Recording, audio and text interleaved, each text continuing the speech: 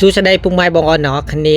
នៅពេលដែលប្រទេសកម្ពុជាយើងកំពុងតែរៀបចំនៃពិធីបុណ្យចូលឆ្នាំថ្មីប្រពៃណីជាតិខ្មែរក៏ប៉ុន្តែ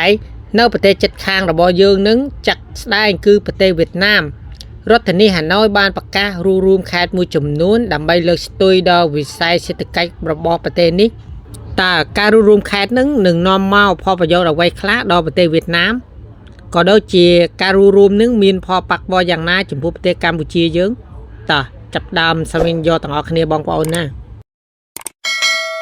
ថ្ងៃទី12ខែមេសាឆ្នាំ2025នេះគណៈបកកុម្មុយនីវៀតណាមបានសម្រេចក្នុងការប្រជុំប៉ះមួយដ៏ធំបានសម្រេចថា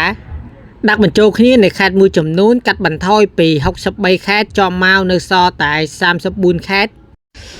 មូលហេតុក្នុងការកាត់បន្ថយនឹងជួយសម្រួលការគ្រប់គ្រងរបស់រដ្ឋបាលហើយការរួមនឹងបង្កើតចេញតំបន់អភិវឌ្ឍមួយដ៏ខ្លាំងថ្មីមួយចំនួនដែលជួយលើកស្ទួយដល់វិស័យសេដ្ឋកិច្ចរបស់ប្រទេសនេះម្យ៉ាងទៀតការរួមខេត្តនឹងបង្កើតចេញតំបន់អភិវឌ្ឍមួយដោយគ្រប់លក្ខណៈស្តង់ដារដែលទាក់ទាញភ្ញៀវអន្តរជាតិមកវិនិយោគនៅប្រទេសនេះតើការរួមហើយកាត់បន្ថយខេត្តមួយចំនួននឹងមានប៉ះពាល់យ៉ាងណាដល់លំដាប់ថ្នប់នៅប្រទេសនេះដែរឬទេចម្លើយគឺគ្មានទេការកាត់បន្ថយនឹងធ្វើឲ្យរាជរដ្ឋាភិបាលប្រទេសនេះគ្រប់គ្រងយ៉ាងមានសុវត្ថិភាពណាមួយនឹងជួយកាត់បន្ថយថវិការបស់រដ្ឋផងដែរយើងអាចសម័យថាបើសិនយើងមានផ្ទះមួយដ៏ធំហើយក្នុងផ្ទះនឹងដែលពូចេញបន្ទុកទូចជាច្រើនហើយមិនយូរប៉ុន្មានអ្នករស់ស៊ីមានបានហើយអ្នកនឹងមានអារម្មណ៍ថាផ្ទះរបស់អ្នកចង្អៀតដោយសារតែបន្ទុកច្រើនពេកពីព្រោះបន្ទុកតូចជាច្រើនពេកវានឹងធ្វើឲ្យយើងពិបាកក្នុងការបោសសម្អាតហើយនឹងថែរក្សាហើយម្យ៉ាងទៀតផ្ទះមួយដែលមានបន្ទុកតូចជាច្រើនពេកវានឹងធ្វើឲ្យអ្នកប្រើមិនអស់លទ្ធភាពរបស់បន្ទុកពីព្រោះបន្ទុកតូចមិនដាក់អ្វីធំបាន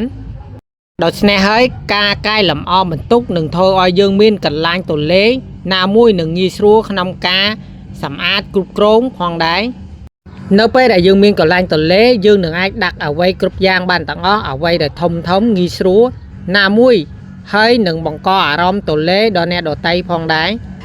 នៅពេលដែលមានភ្ញៀវមកទស្សនាផ្ទះអ្នកនឹងបង្កអារម្មណ៍ទាក់ទាញហើយចូលចិត្តមកលេងផ្ទះអ្នកដោយសារកន្លែងទលេហើយងាយស្រួលរបស់វាតើហេតុអ្វីការកាត់បន្ថយនឹងធ្វើឲ្យប្រទេសវៀតណាមសន្សំបានថវិកាក៏ដូចជាផ្ទះរបស់យើងអញ្ចឹងនៅពេលដែលមានបន្ទុកច្រើនពេក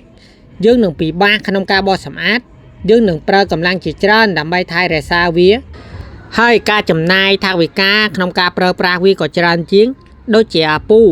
បន្ទុកនីមួយនឹងត្រូវការអាពូដើម្បីបំភ្លឺវាមិនអាចអាពូមួយបំភ្លឺគ្រប់បន្ទុកបានទេដូច្នេះហើយ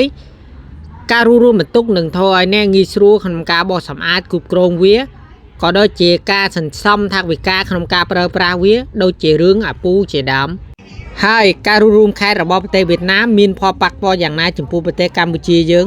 នៅពេលដែលការរួមខេត្តរបស់ប្រទេសវៀតណាមបានជោគជ័យខេត្តមួយចំនួននឹងរីកចម្រើនហើយនឹងបង្កើតចេញគឺជាតំបន់អភិវឌ្ឍមួយដ៏ខ្លាំងមួយចំនួនវាក៏ទាក់ទាញភ្ញៀវបរទេសមកជាច្រើនអ្នកវិនិយោគមកចូលក្នុងវិនិយោគនៅតំបន់នេះទាំងនេះវានឹងជួយបើកចេញឱកាសក្នុងការរីកចម្រើនរបស់ប្រទេសកម្ពុជាយើងដូចជាវិស័យដឹកជញ្ជូនពាណិជ្ជកម្មវិនិយោគហើយនឹងទេសចរណ៍ផងដែរឧទាហរណ៍យើងជាមួយអ្នកជិតខាងរបស់យើងលក់ដូរជាមួយគ្នាហើយអ្នកជិតខាងរបស់យើងគាត់បានច្នៃកន្លែងរបស់គាត់ធ្វើឲ្យកន្លែងនឹងទាក់ទាញអ្នកទិញមកច្រើនហើយគាត់លក់ដូរដាច់ជាងមុនក្នុងក្រេនោះយើងនឹងអាចសហការក៏ដូចជាផ្សព្វផ្សាយពីវត្ថុ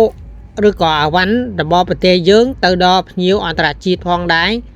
តើបងប្អូនយល់យ៉ាងណាចំពោះវីដេអូនេះសូមទុក comment ខាងក្រោមណាកុំភ្លេច like subscribe channel ដើម្បីលើកស្ទួយចំណូលចិត្តដល់ក្រុមការងារខ្ញុំផងសូមអរគុណសម្រាប់ការទស្សនា